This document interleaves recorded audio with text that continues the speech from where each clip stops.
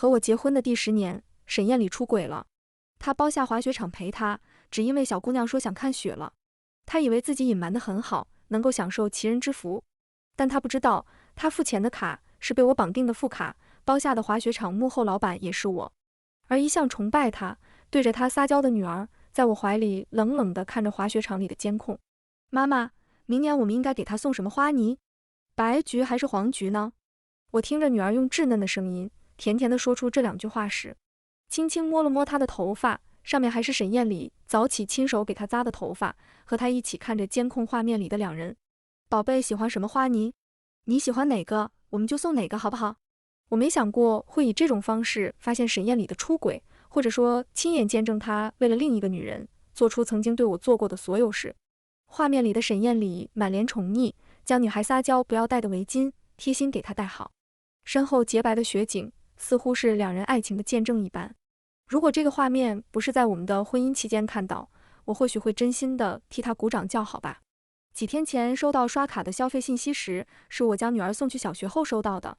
看着上面提示在 A 市玉江滑雪场的消费，我想起沈燕里离开前说去 A 市出差的事，再加上那天是女儿的生日，我没有半分犹豫，就觉得她是想要给女儿准备一个惊喜。滑雪场是我名下的，我自然是知道提前预约包场的费用是多少。我立马给沈燕里打去了电话。喂，老公，你在干嘛呀？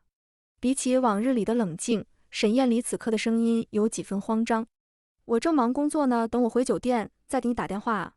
他挂断的速度很快，但我还是听到了属于某个年轻女孩兴奋的声音。我不相信沈燕里会做出什么，可心底腾然而生不妙的预感，让我点开了一个人的微信，把玉江滑雪场的监控同步到我的电脑上。对面的负责人回答得很快，才用了几分钟的时间就处理好了。我对上消费的时间，在前台的位置看到了沈燕里，但下一刻我的呼吸却有些凝滞，因为画面上的沈燕里怀里有一个正在对着她撒娇的年轻女孩，她笑容甜美，眨着一闪一闪的眼睛，直接亲在了她的脸颊上。谢谢阿里，为了人家一句想看雪的心愿，就在我生日那天把滑雪场包下来了。周围人的起哄声像是一道道的雷，直接将我劈得外酥里嫩。哇，他们好甜啊，羡慕死我了。要是我也能有这么一个男朋友就好了。这就是有钱人的爱情吗？可恶，羡慕嫉妒恨。我静静坐在客厅里，直到天黑，我还反复地看着这段沈燕里出轨的监控。他带着眼里无法掩盖的爱意，回应那个脸颊上的吻。当然要对你好了，因为我爱你啊，因为我爱你啊。这6个字像是魔咒一般，不断地在我的脑海里回荡。直到女儿被保姆接回了家，我才堪堪回过神。但是夜里我辗转反侧睡不着时，女儿抱着我给她买的小兔子爬到了我身旁。妈妈，我看了你放在客厅里的电脑，爸爸不要我们了吗？他为什么会对别的阿姨那么好？他忘记那天也是月月的生日了吗？比起我的痛苦，女儿似乎平静很多，我忍不住将她抱在怀里，放声的哭泣。妈妈，我知道的，这是出轨，所以你不要为了我原谅爸爸，我们要让他受到应有的惩罚才对。我因为他的话破涕而笑，从来没有想过我的女儿竟然比我想得透彻，也是被我用野心浇灌长大的女儿，怎么可能不站在我这边呢？我们母女才是天然的同盟者，不是被2个姓氏分割开的存在。这天晚上，我将女儿在我身旁哄睡，看着她睡着的小脸，嘴角缓缓勾起一个弧度。沈燕里，看来最终我们还是走上了这条路。犯错的人总是要付出代价，不是吗？第2天傍晚，沈燕里从 A 市回来了，她风尘仆仆地进门，女儿开心地扑进她怀里。爸爸，你回来了，我好想你啊。我们像什么都没发生一样，保持着原来的模样。沈燕里抱着女儿凑过来亲了亲我的脸颊，身上那股不属于我的香水味很淡，却并不能完全遮盖。老婆，我也好想你。我转头回应了她的亲吻，仿佛我们是最幸福的一家3口。等到吴姨端上来一桌子菜后，我故意开口询问她关于女儿生日的事。老公，过几天女儿的生日，我们准备怎么过啊？像是突然想起这一茬，沈燕里的脸色明显有些慌张。她恐怕忘记了，她包下滑雪场的那天也是女儿的生日。女儿也凑近她，撒娇一般的让她陪自己过生日。看着沈燕里慌张思考借口的模样，我很享受。这种知道一切后，看着她撒一个又一个无法圆的谎，怎么能不让人舒心呢？爸爸那天有工作，但一定会回来给我们宝贝过生日的。我眸光暗暗，说出来的话像是一道催命符一般。那你可一定要及时回来哦，毕竟老公你最爱我们了吗？女儿生日这天，沈燕里收拾好了东西，就准备出门。停在家门口的车，明显能够看到副驾驶位置上有人，但看到我出现，又害怕被发现，立马用一些衣服遮盖了自己的痕迹。我在他的脸颊上留下一吻，记得早点回来哦。随着车门被打开，我看清楚了那张想要躲起来的脸，是沈燕里公司新来的实习生秦瑶。既然能够在我家门前的车坐上副驾驶，就只能说明一个问题：沈燕里在这个别墅区给他准备了一套房子。两人离开得很快，而我也在这一刻拨通了公司秘书的电话。都准备好了吗？得到那边肯定的答复，我露出了笑容，随即打开了车里能够实时同步的行车记录仪。这是这几天我将车送去保养室安装的，一面能够看车内的画面，一面能够看外面。秦瑶坐在副驾驶上，对着沈燕里撒娇，一会儿伸手摸一摸手，一会儿又放在她腿上。阿里说好了晚上也陪我的，为什么你晚上还要开车赶回去啊？今天可是人家的生日啊！他语气里是不满意，想要缠着沈燕里让她不回家。沈燕里单手握着方向盘，另一只手抓起他的手背吻了几下。没办法，我得回去陪女儿过生日，明天再出来陪你。别生气，限量款的包我已经预定好了，过些日子就送过来了。秦瑶这才消了气，她却突然往下趴着。那给你点奖励，我们能够一起的时间可太短了，你要忍住不被发现哦。他的话一出，我自然明白他是要做什么，却没想到在高速路上也如此大胆。我关上了手机不再看，感觉自己的眼睛受到了污染。傍晚时分，我和女儿坐在客厅的沙发上，周围的布置都是庆祝生日的装扮。吴姨做好了饭菜，我就让她提前下班了。想起女儿刚才问过的话，我点了点她的鼻尖。晚点要哭的话，记得哭得痛苦一些哦。女儿蹭了蹭我的脸，就立马开始了哭泣的剧情，撕心裂肺的让人心疼。宝贝演得真棒！得到我的夸奖，她这才停止了哭泣，和我将目光投向了正在雪地里热烈拥吻的两人。我拿出手机给沈燕里打去了电话，将两人的好戏打断。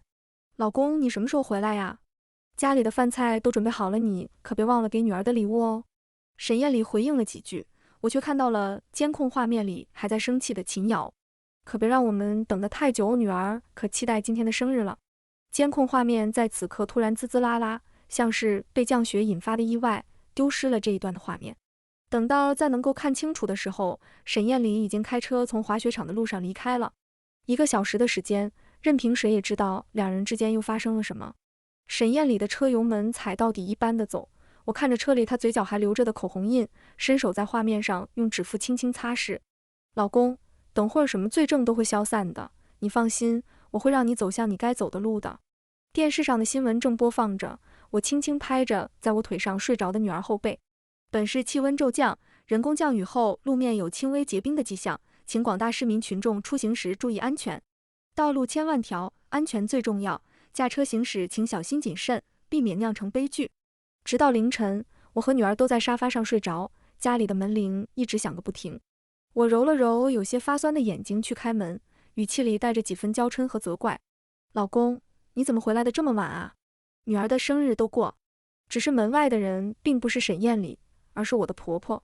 她哭丧着一张脸，语气里满是对我的责怪。你怎么不接电话？医院给你打了无数个电话，都是无人接听。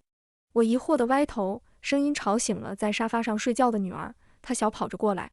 妈妈，是爸爸回来了吗？可看到仍然在哭泣的婆婆，她有些胆怯地躲在我身后。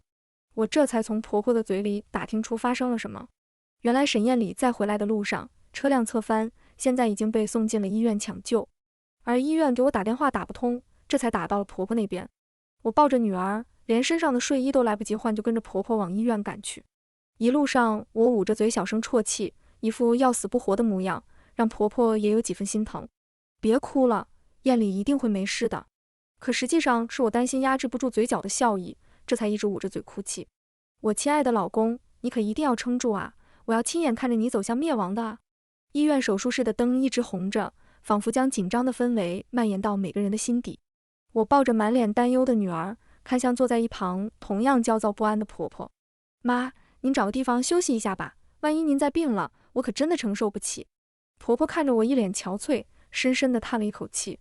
她不知道是什么原因能让她的儿子在深夜飙车。我看着婆婆往楼道走去，关上楼道门的一刻，这才压低了脚步声靠近。小李，你去联系一下秦瑶，最好把她带过来见我。我阴沉着一双眼，心底越发觉得悲凉可笑。从沈燕里和秦瑶亲昵的举动来看，他们两人在一起的时间并不算短，而一直把我当作亲生女儿对待的婆婆，也明显是知道这件事的。他们母子合起伙来骗我，那么应该也不能够怪我设计了这一切吧。另外，找人检查一下今天的车子。我眼眸冰冷，在婆婆回来之前，将门重新关好，回到了原本的座椅上，看着那仍然亮着的红灯，心中不断的祈祷出声。我希望沈燕里最好不要被完好无损地推出这扇门，不然我的计划就要延长了。婆婆没有离开，只是看着女儿叹了口气，从我的怀里将她接手过去。我带她去病房休息一会，小孩子熬夜对身体不好。在门前几乎熬了一整夜，中途我看到有不少的医生护士推着血包进入，他们焦急，我也焦急。直到天蒙蒙亮时，手术室的灯才灭下。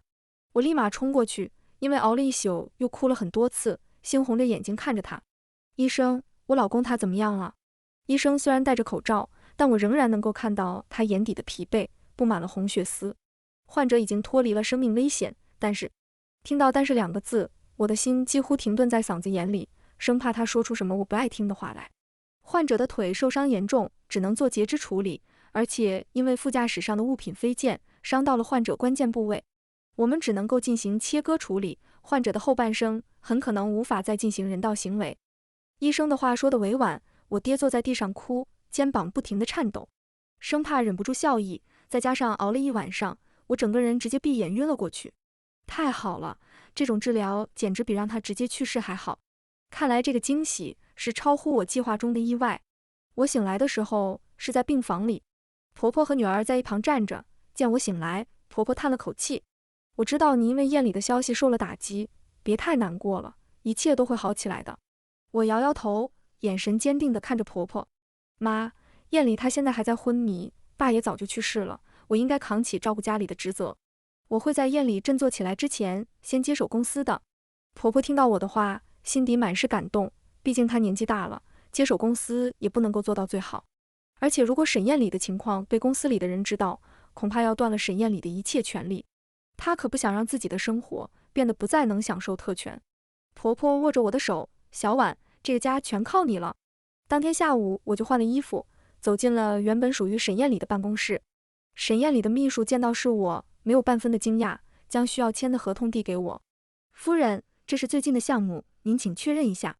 我像是回到了原本就属于我的地盘一般，确定了都是我选择好的项目，签下了名字。这期实习生的去留结果都已经发送到他们的邮箱了吧？秘书点头后退出了办公室，我站在落地窗前，俯视着一切。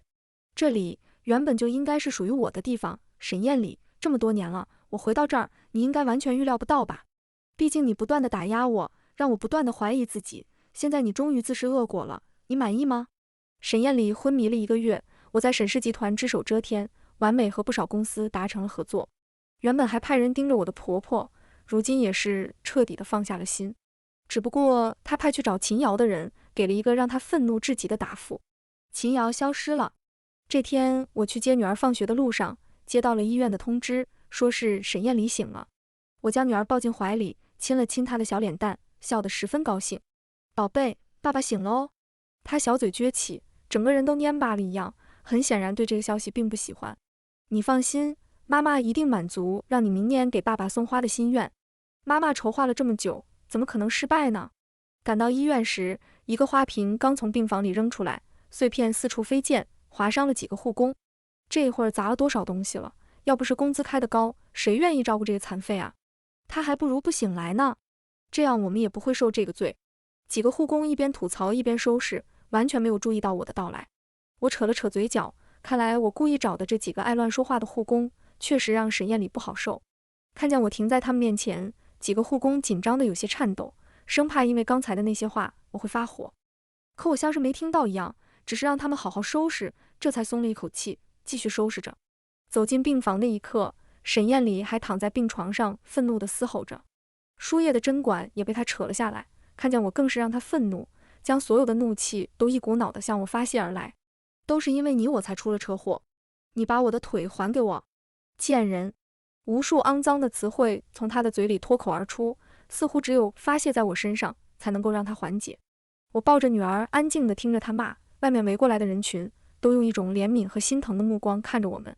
沈艳丽，你再骂得脏一点，让我们成为受害者才是最好的。病房的事很快上了热搜，其中一个护工录制的视频同时发布，更是将他推上了风口浪尖。才不过10几分钟，就有记者冲进了医院，站在病房外举着摄像机想要采访他。曾经光鲜亮丽站在镜头前的沈艳丽，像是被刺激到了一样。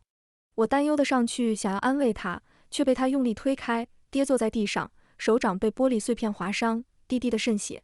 对不起各位，我老公不想接受采访，你们还是赶紧离开吧。我忍着痛去劝这些记者离开，故意将受了伤的手显露在他们面前。这些记者是最会捕风捉影的，这点伤口能够让他们编写出一篇篇过分的报道。记者们得到了想要的东西，自然而然地离开，我也终于有空安排将沈艳丽接回家的事。女儿陪我上药时，满脸的心疼，转头看向沈艳丽的病房，又带了几分愤怒。她居然敢推妈妈，太过分了！我摸了摸她的头，笑得温柔，安慰她没事。这才让我有空拿出手机查看现在的热搜和下面围攻沈艳丽的评论。一条条新闻将我受伤的事扩大，将我塑造成了被老公故意推到的可怜女人。我真服了，受了伤醒来第一件事就是把照顾自己的老婆推倒。这男人真贱，就这还是沈氏集团的老板，平常营销的爱妻，确定是人设了哈。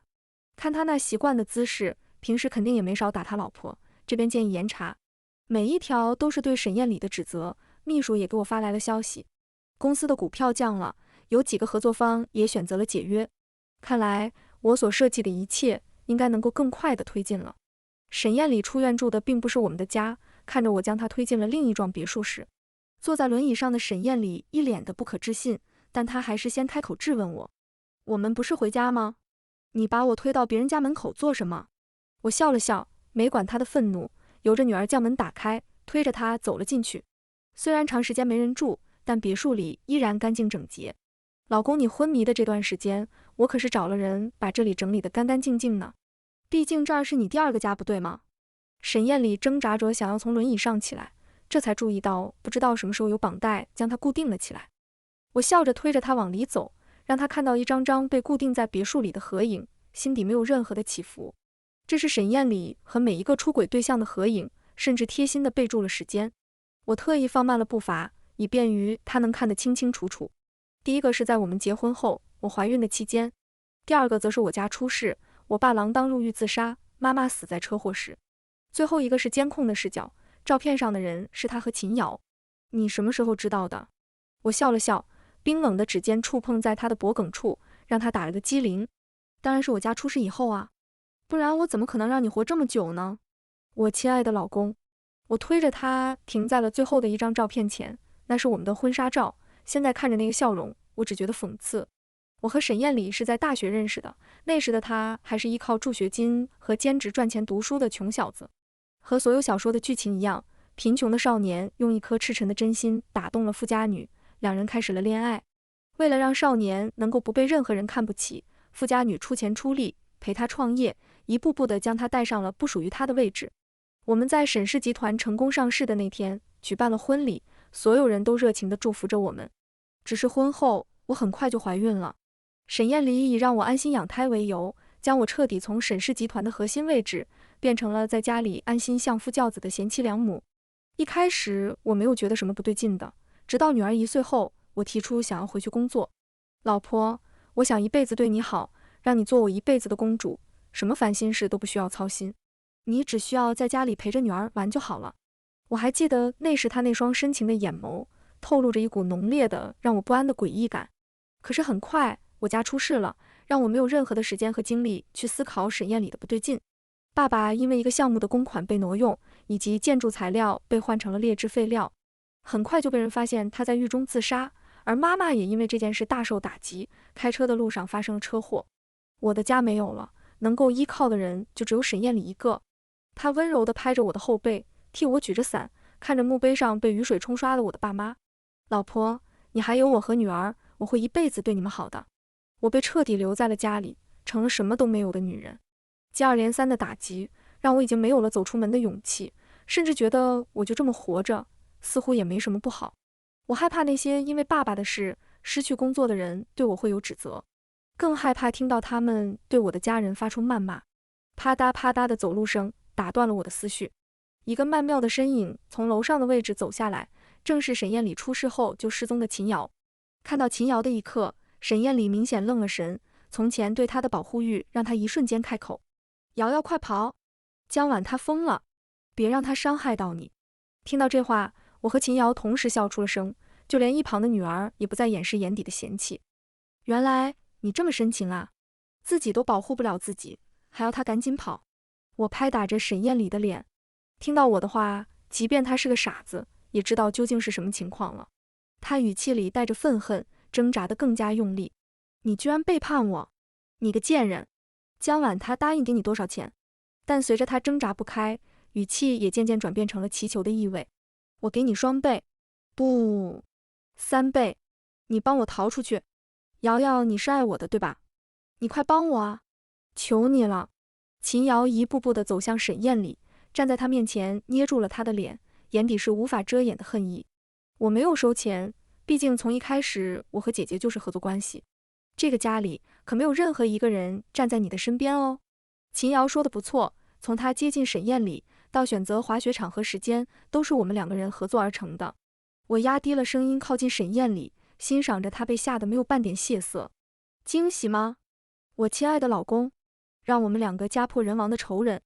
我知道所有的真相，是因为那年5岁的女儿在沈燕里的书房玩，书架上的书被她取下来当做积木，摞在一起很高很高。她先是在地上摆放，然后又爬上来书桌。我担心她会摔下去，只好在周围护着她。2个书架被腾空，但背后的墙壁却有些不一样。妈妈，那天爸爸带我见的阿姨大概就这么高呢。女儿从书桌上站起来，指着被她放好的书。她从来不会说这种话。我突然想起来，几天前女儿拉着我说爸爸见了别的阿姨，我却问了她几个问题，让她回答不上来。我的心底涌出一股不祥的预感，像是得知爸爸自杀时一样，整个人焦躁又不安。强烈的好奇心让我将女儿抱下来后，推开了那个不一样的书架。书架一点点退后，像是将我带入了一个秘密的空间里。越看越觉得身体冰冷，单向玻璃上写满了密密麻麻的字迹，贴着我家人的照片，用红笔画了2个巨大的叉。爸爸的位置写着逼迫自杀，妈妈的位置则是写着剪断刹车线。我的心如坠冰窟，捂着嘴不让自己尖叫出声。这时外面有人在叫我，那是沈燕里找来照顾我的保姆吴姨。夫人，我做好了下午茶，要给您端进来吗？我无法回答他，嗓子好像被什么堵住一般，发不出任何一点声音。但我知道这一刻我必须说话，不然可能就会被沈燕里得知。夫人，声音越来越近，我连忙用手狠狠地拧了自己的大腿一下，这才能够发出声音。你放在下面的餐厅吧，我等下就下去，万一洒在书房里，我怕燕里不高兴。门外的脚步声消失了，我直接跌坐在地上，大口大口地喘着气。现在的我一无所有，知道真相也只能够徐徐图之，不能让沈燕里察觉到任何的不妥。我用手机拍了照片，并且和女儿拉钩做了约定，保密今天的所有事，这才退出了书房。随后我故意将书整得很乱，安排吴姨上来打扫，将今天的事彻底吞进了肚子里。那天之后，我就开始计划，究竟怎样才能够让沈燕里付出代价。正当我一筹莫展的时候，一封来自秦瑶的邮件给我打开了破局的钥匙。我按照约定，在沈燕里去陪她的第 N 个出轨对象时，去了小巷里的那家古玩店。秦瑶是我爸爸合作伙伴的女儿，我俩从小一起玩到大，直到她高中就去了国外。见面后，她说出了自己的疑惑和她找侦探调查的一些文件。我知道你不会相信这件事，但我爸和江叔叔都是被沈燕里害死的，我们应该让他付出代价。他以为我不会相信，可我立马握住了他的手，将我拍的照片给他看。瑶瑶，我们合作吧。于是几年后，秦瑶从国外回来，顺理成章地进入了沈氏集团。她长得好看，声音甜美，总是一副小太阳的模样。又是在沈燕里对上一个女孩腻了的时候出现，很自然的她成为了新的目标。沈燕里，你该不会觉得自己隐藏得很好吧？我轻轻地拍打着沈燕里的脸，恨不得此刻就将她彻底杀死。但我知道，这样并不是对她最好的复仇方式。秦瑶接过了我的位置，贴心地将一个开口器给沈燕里带好。我可不想听你胡言乱语，在你身边这段时间，我已经受够了。他动作粗鲁，毫不留情，沈燕里的嘴角被撕裂开，鲜血从上面渗出。我打开了煤气灶，将提前购买的烙铁烧得通红，一步步地走向沈燕里。老公，你的这张嘴，随随便便就搬弄是非，不如就把舌头烫烂，让你再也没法开口，怎么样？我像是鬼魅一般，将沈燕里的舌头拉出来，滚烫的烙铁一瞬间带来了烤肉的香气。而沈燕里竟然两眼一翻，疼痛和精神的紧绷让她在这一刻直接晕死了过去。这就晕了？不过没关系，以后这样的日子会成为她的日常呢。沈燕里在醒来时，她发现自己已经回到了家里，躺在床上看着对面挂着我和她的结婚照。老公终于醒来了，昨天吴姨在院子里说给你做烤肉，你居然把炭塞进嘴里了。我哭得梨花带雨的，一旁的婆婆正在安慰我别太担心。沈燕里想要开口解释，却发现自己根本无法开口说话，舌头没有半点的动作，只能啊吧啊吧的开口，流下口水。而婆婆似乎没注意到她的不对劲，叮嘱了我几句后就离开了家里。我这才靠在床边坐下，手指轻轻地抚摸着沈燕里的脸颊。你知道妈为什么不管你了吗？因为公司归我管了，我掌控着她的金钱，而且那么多的小鲜肉着急伺候她。他哪里还会管你一个已经残废了的儿子啊？沈燕里气愤至极，抬起手就想打我，可现在的他哪里还有那样的力气？吴姨早就被我辞退了，现在家里来了新的保姆，你知道她叫什么吧？秦瑶等着我说完了话，才推开门走了进来。她恭敬地向沈燕里鞠躬，一旁的餐车上是滚烫的白粥。夫人，先生现在多喝白粥对身体好，接下来就由我来为先生喝粥吧。我和秦瑶合力将沈燕里抬上轮椅固定好，任凭她怎么挣扎，也不过像是一只弱鸡。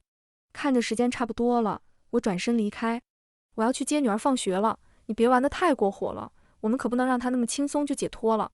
我身后传来绝望的嘶吼声，下楼后我将家里的黑胶唱片播放出来，遮盖了沈燕里的叫声。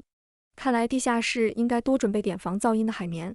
我站在众人面前，穿着一身黑色的西服，举着一把雨伞，任凭眼泪不断地落下。今天给燕里举办葬礼，感谢各位来悼念她。